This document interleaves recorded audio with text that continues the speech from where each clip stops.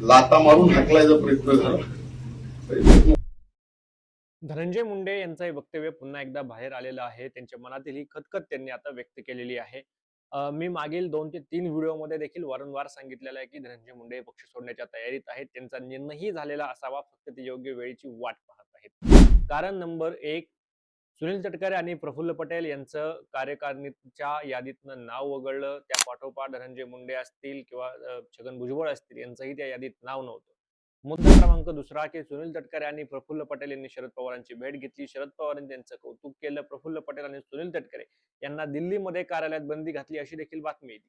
मुद्दा क्रमांक 3, अनिल भाईदास पाटील जे राष्ट्रवादी काँग्रेस अजित पवार गटाचे नेते आहेत, त्यांनी शरद पवारांना फोन करून पार्थ पवार यांना समज द्यावी आणि कुटुंब प्रमुख म्हणून आपण त्यांना सांगावे, हा मागणी केलेली आहे. आता पक्षातील खऱ्या खदी व्यक्त होत आहेत आणि त्या बाहेर येत आहेत.